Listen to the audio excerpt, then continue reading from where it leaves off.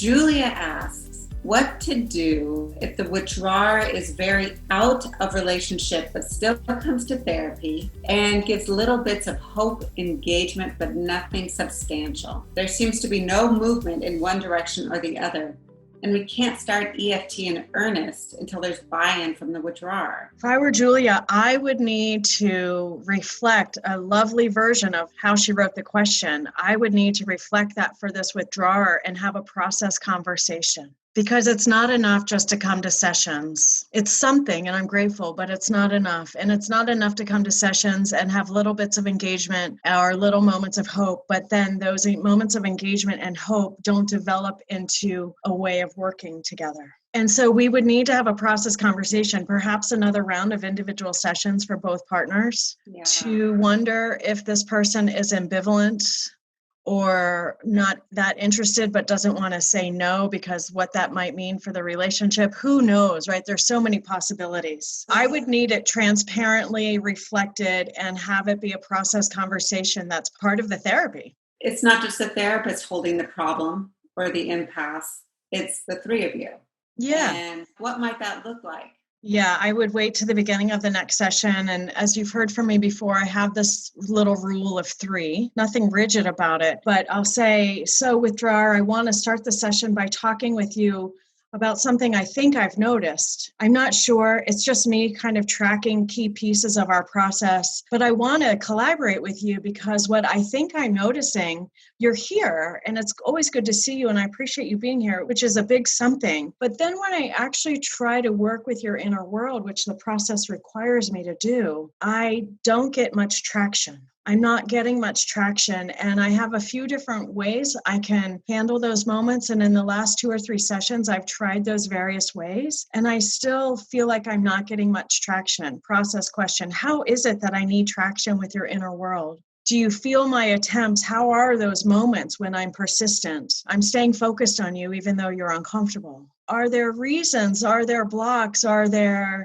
Help me know what's in your heart around opening your heart and sharing more of your heart with me and your partner. And that's where ambivalence or out of love or, who knows? There's all kinds of possible options there.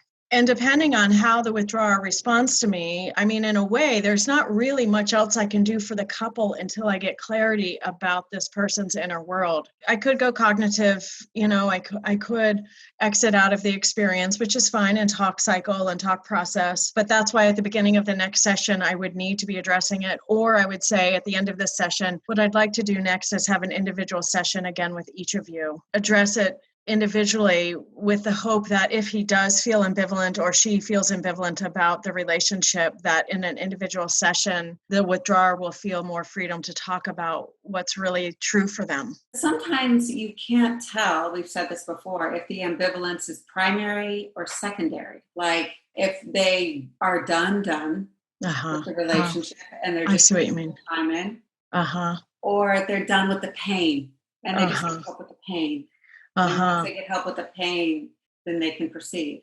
How much time do you give to parse that out? There's no set time frame that I'm aware of. I tell couples I can hover for 4 or 6 sessions, and sometimes I only need 3, and sometimes I can go a 9th or a 10th. As long as the hovering, and we're all tracking the process, and I talk with each partner, I talk openly about how the hovering is for them. We can only hover with ambivalence for so long before the lack of movement becomes clearer and clearer, or we're just circling the drain again and again, and I have nowhere else to work, and I say, I don't want to take more of your time and money and just be so repetitive. And so I feel like we're getting closer to the point where we've hovered with ambivalence and it's not moving one way or the other, and I'm out of options. I don't know how to be a further help.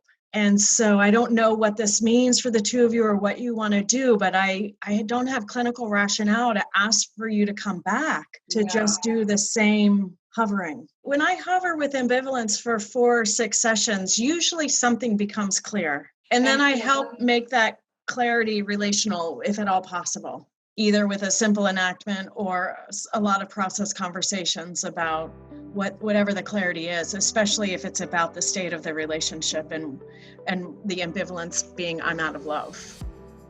Yes. For more hot tips on emotionally focused therapy, go to theeftcafe.com and sign up for our newsletter where you will receive short little clips like the one you just watched.